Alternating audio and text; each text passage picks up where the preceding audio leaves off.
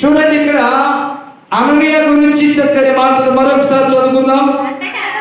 అంతటా ధర్మశాస్త్రం చెప్పున భక్తి పరుడును అక్కడ కాపురమున్న యూదులందరి చేత మంచి పేరు పొందినవాడునైనా అననీయ అను ఒకడు నా యొద్దకు వచ్చి నిలచి. ఇక్కడ ఆగుదాం. చూడండి, అంతటా ధర్మశాస్త్రం చొప్పున భక్తి పరుడును అక్కడ కాపురం ఉన్న యూదులందరి చేత మంచి పేరు పొందినవాడునైనా అననీయ అని ఒకడు నా యొద్దకు వచ్చి నిలచి. అననీయ గురించి చక్కని మాటలు మనం వింటున్నాం. అననీయ ఎలాంటి వాడంటమ్మా? భక్తి పరుడు. అమ్మా విన్నారా? ఎలాంటి వాడు? ధనవంతుడు అని లేదు, భాగ్యవంతుడు అని లేదు, ఎవరి ఉద్యోగస్తుడు అని లేదు. ఈ అననీయ భక్తి పరుడు, ప్రార్థనా పరుడు. అయితే ఆ అననీయ భక్తి పరుడు కనుక, ప్రార్థన పరుడు కనుక దేవుడు మాట్లాడాడు, అననీయ నీవు సౌలు దగ్గరికి వెళ్ళాలి. కాబట్టి సౌలు దగ్గరికి వెళ్ళాలి. అతడు ఒక ప్రాంతంలో ఒక రూములో ఉన్నాడు.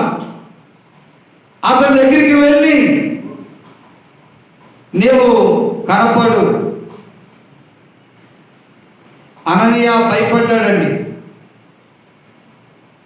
ఎందుకంటే సౌలు క్రూరుడు, హింసకుడు, హానికరుడు, చాలా మందిని రకరకాలుగా చిత్రహింసలు పెట్టినటువంటి వాడు. అతని దగ్గరికి వెళ్ళడానికి భయపడ్డాడు. అయితే దేవుని ప్రజలరా, దేవుని స్వరము విన్న అననీయ దేవుని మాటకు లోబడి అక్కడ వెళ్ళడం జరిగింది. అప్పుడు అక్కడ ఏం జరిగిందంటే 23:13 సౌలా సహోదరా, చూడండి, దృష్టి పొందుమని నాతో చెప్పగా ఆ గడియలోని నేను దృష్టి పొంది అతన్ని చూసి తిని. దేవునికి స్తోత్రం. దృష్టి పొందమని అతడు చెప్పినప్పుడు వెంటనే సౌలు చూపు పొందాడు. వెలుగును చూసిన సౌలు గుడ్డివాడైపోయాడు. ఈ గుడ్డివాడైపోయిన సౌలు చూపు పొందడానికి దేవుని చేత అభిషేకింపబడినటువంటి అననీయను దేవుడు ఏర్పాటు చేసుకున్నాడు. అననీయతో దేవుడు మాట్లాడి వెళ్ళమన్నప్పుడు దేవుని మాటకు లోబడి అననీయ వెళ్ళిన తర్వాత ఆ అననీయ ఒక్క మాట సెలవిచ్చినప్పుడు గుడ్డివాడైన సౌలు చూపు పొందుకున్నాడు.